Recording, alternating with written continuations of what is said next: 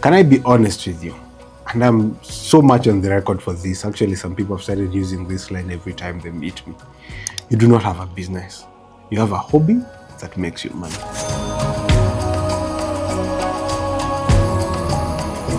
My name is Wachira. I train people on leadership, teamwork, and I'm also a consultant on business management. In this specific video, I want to convince you why you do not have a business. You just have a job with extra steps. You're just self-employed. You're not really an entrepreneur. If that caught your attention, then indulge me just whether to know whether you're an entrepreneur or you're self-employed. Now, think about it this way, that a business that you claim only worked when you are working, it is not an asset. It's actually a trap.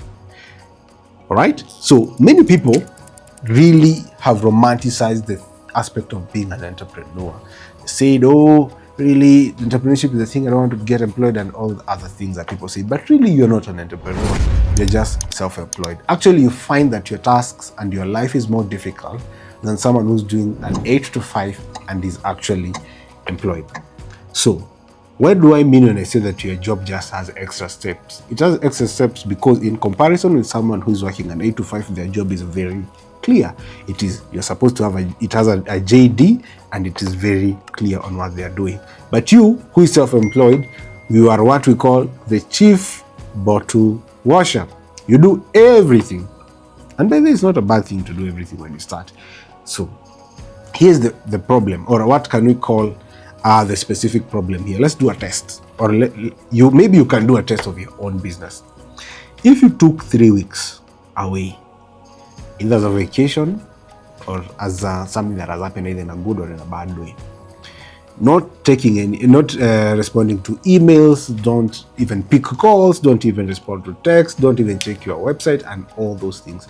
Tell me, after the end of those 3 weeks, even 3 weeks you have talked, you have even tumeenda sana. Let's talk about 2 weeks. If you're able to do that 2 weeks comfortably and you come back and you find your business in place, then maybe you're an entrepreneur. But I'm sure many of us, our answer is no, that we cannot be able to do that. Why? Because the business survives on you. It is you and you. You're actually a key man risk because you're the key man. Now, we build businesses on the strengths that we have. Of course, if you're a singer, you're in the music space. If you're a videographer or a photographer, you're in the media production space. Of course, we build businesses on the strengths. But at the end of the day, you realize you only focus on your strengths. So at the end of the day, your business needs other things that you're not good at. It needs a finance angle. It needs a strategic angle. It needs a commercial angle. Now, that's where we go wrong. That's why you see your business is not scaling or it's not growing, just because you've treated it as a hobby. Now, until you're sick, that's when you realize, oh my goodness. Now, because I only focus on what I'm good at, those things that I'm bad at, now they're even showing themselves more because the things that I'm good at are not even working in the first place. So let me repeat again. A business that only works when you're working, it is not an asset. It's a trap. Now, let's look at 3 scenarios. Let's say 3 or 4. Let's see how it goes. So, scenario 1. Do you have a system that has replaced your memory? Do you have a system that has replaced your memory? Let's talk about, let's say, for example, an ERP. Or even just a simple CRM. Do you have a system that has replaced your memory? Or your memory is everything? You are the only person who knows your inventory. You are the one who knows if you're selling shoes, you know how many pairs of shoes you have remaining in your inventory. Okay, if you're in the media production space, you're the only one who knows how many cameras that are there. You don't have a system that has replaced your memory. So it means you don't have a proper business structure. There's no proper structure.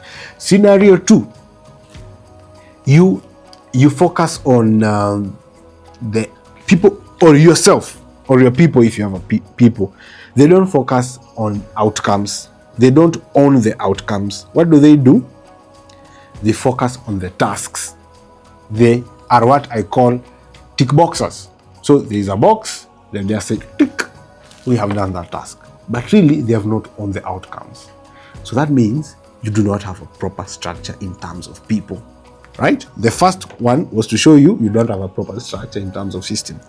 So let's look at scenario 3 or whatever 3, that the revenue that you have is attached to you as a person. So revenue that you are getting from your business is attached to you as a person. And when it is touched, you are triggered.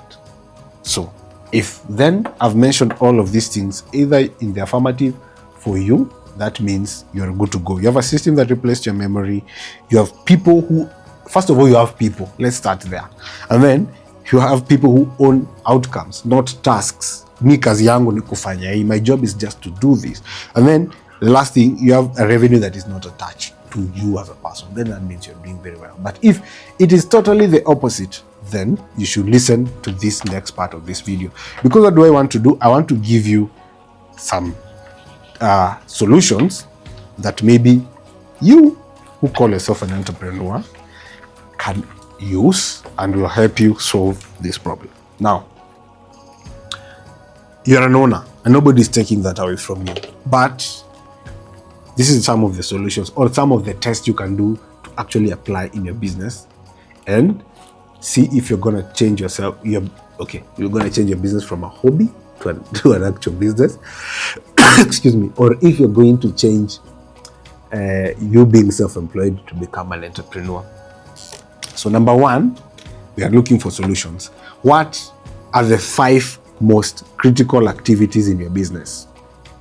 Let me even stop calling it a business. What are the 5 most critical things in your activity? Because calling it a business, sometimes some other people can tell me that's really not a business.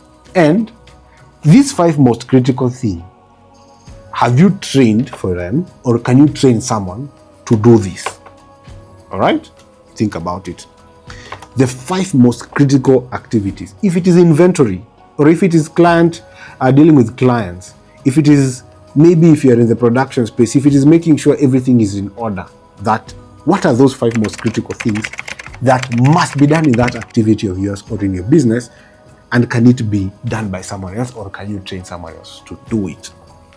Then, what decisions only, now I is you, only I make? What are those decisions that you're the only one who's always making them? You're the only person who's always making this decision. Either it is money, especially it's most related with money. And can it be delegated, right? Is it delegatable? I hope that's an actual word. Is it delegatable? And then, number 3, where does the revenue come from? Where does the revenue come from? So it's a good question to ask yourself. Does the revenue come from you? Sometimes when things are doing bad, you're the one who actually gives your business the money instead of the other way around. And if the revenue is coming from your business, what are the steps that are actually involved for that revenue to come in? Think of the customer journey. By the time you get the lead, you convert them, you do the service or you give the service or you give them the product, they buy, and by the time the money comes into the pocket of the business, what are the steps that are involved in that? All right? I'm sure by now some of us are asking themselves, okay, how do I go about this? Because I do not know how to go about this. That's why people like us exist. So maybe you should send a message and we'll tell you how you can go about it. But I want you to learn something here. And then the last one, number 4, what will break if I took a break in 1 week? What will break if I took a break? Okay, that's a good way to say it. What will break if I take a break? Ask yourself that question. Because that shows you the systems that you need to put in place. So that is to help you to know the systems. That if I take a break and this doesn't go well, it means this is where I need to improve, the business. And then lastly, what are you holding on to that you can stop holding on to? What are you holding on to? Is that cash? Is it the decision making or whatever? And ask yourself, can I let it go? Now, I know I've spoken for some few minutes, but if you're there and this relates to you, you are a business owner, you are an entrepreneur, these questions should be able to find answers like this very fast. Now, take the next week, do this. Even 90 minutes a lot. Within 5 to almost 30 minutes, you can be able to get the answers for this. And if you still find that there is some gaps, that's where you reach out to me, because I told you I'm a business management consultant and we have so much tools to help you go around this. So I'm thinking you do not start your business just for the sake of solving problems that do not make any sense. You do not start your business to just make some cash and just go on. I'm sure there's much of an impact that you want to do. Freedom is built by design. And then if you are going to know that freedom is built by design, it means you have to design it yourself. And that's the whole point, that a business that only works when you are working, it's not an asset, it's a trap. My name is Wachira. I hope I've had the privilege of your time. See you on the next one. Bye.